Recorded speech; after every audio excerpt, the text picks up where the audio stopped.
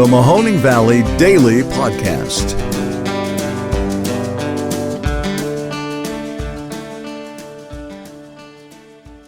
Hello, everybody. Welcome to another episode of the Mahoning Valley Daily Podcast. My name is Ron Cabuno.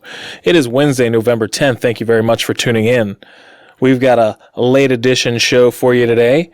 Turns out when the kid is sick, everything else stops. So didn't have a show yesterday, and I'm barely getting one out today because baby girl had a fever of over 104.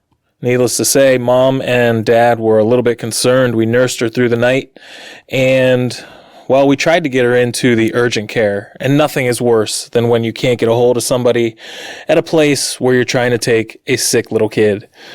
Well, when we weren't able to get a hold of somebody on the phone, we just hightailed it over there because we thought we'd be able to get an appointment.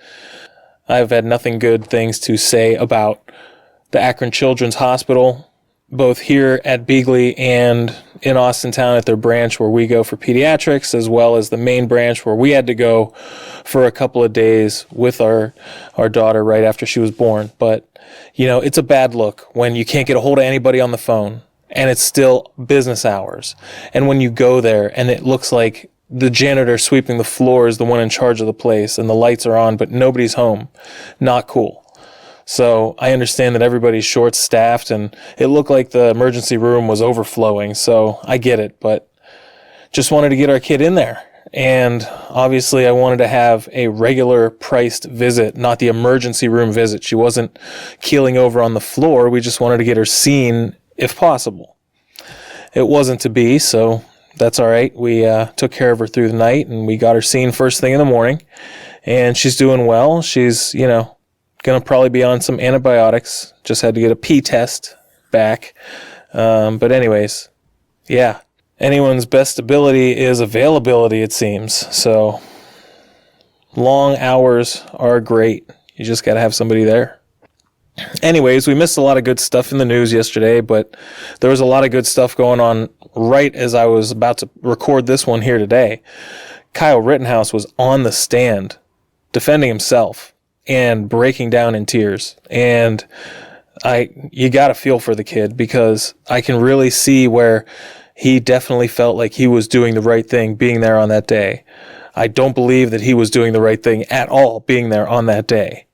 But what are you going to do when you've grown up and all you know is one way of thinking?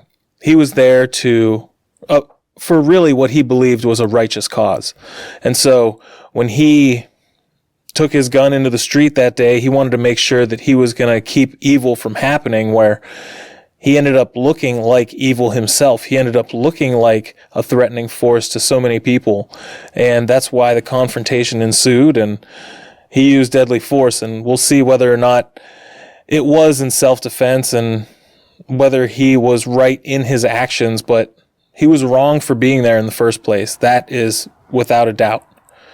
So when I see him break down on the stand like that, I think to myself, well, maybe there's somebody who understands that what he had been taught this whole time might not be right. And there's definite contrition in his eyes for what he might know to be the truth now. He's probably a much different Kyle Rittenhouse than he was a year ago. And I really I feel for him. And yet I do believe he's a guilty man now and just a boy at the time of the incident, but made adult actions and took lives.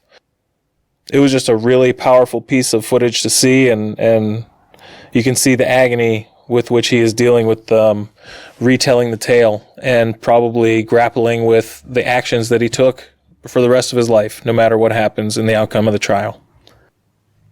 As expected, we saw the House membership of the GOP completely attack anybody who decided to support the infrastructure bill.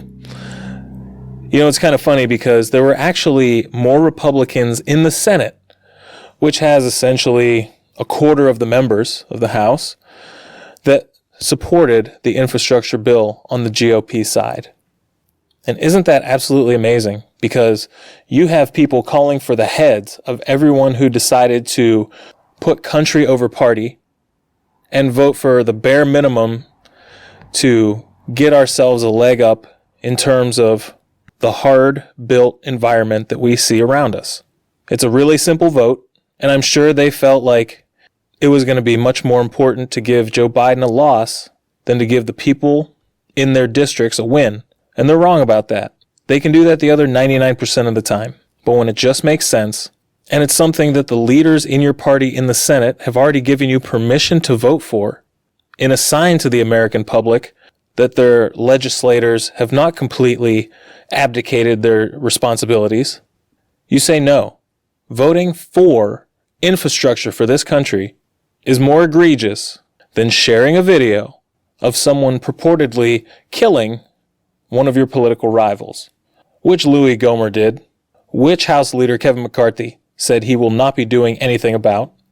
This is absolutely sickening. This is the death of civility. It's happening right in front of our eyes, and I implore anybody who can do a thing about it to put someone in their place the next time they want to say, "Let's go, Brandon." I know, right? It's hilarious. Ha ha. It means F Joe Biden. I get it, but you're not 5 years old, and you were crying a river when anyone wanted to say that about the orange guy. And now you have a secret code, and it's really cool. Unbelievable. That's what the deplorables would do. I thought we were better than that. And yet you have elected officials doing that, and airline pilots. Completely juvenile at every turn. Also, in total boneheaded news, you saw the NFL come down with what could only be considered a ball-peen hammer on Aaron Rodgers and the Green Bay Packers, giving them paltry fines that were, I agree, what were part of what was collectively bargained between the players in the league, but given the gravity of the situation, look completely ridiculous. Rodgers can essentially make up what he was fined within 4 plays worth of work on the football field, and the Green Bay Packers could care less what they've been fined because they were able to keep Aaron Rodgers in good graces the entire time he was lying to everybody. But it was fun to watch him go back on the Pat McAfee show with his tail between his legs, saying that he's not going to be speaking on these issues anymore, but that he said his piece and he believes that he has the right to do so. I thought it was hilarious. The guy looked totally shook. And now, essentially, we know him for who he really is.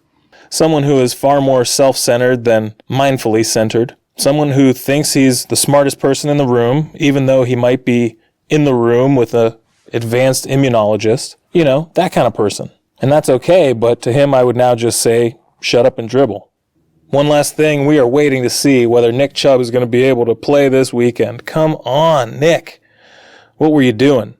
Testing positive for coronavirus. Now he's got to have 2 negative tests 24 hours apart so he can play in Sunday's game. Let's just hope every running back we have left on the roster is hermetically sealed from now until game time, just in case. Tomorrow on the show, or possibly Friday, I hope to have my stepfather Kevin Boyanowski, a former corporate senior vice president, on to talk a little bit about inflation concerns. I know I have a lot of questions, and hopefully there'll be some of the same ones that you have, and we'll get them answered all together. So you guys have a great day, and we'll talk to you guys tomorrow. Thanks for tuning in.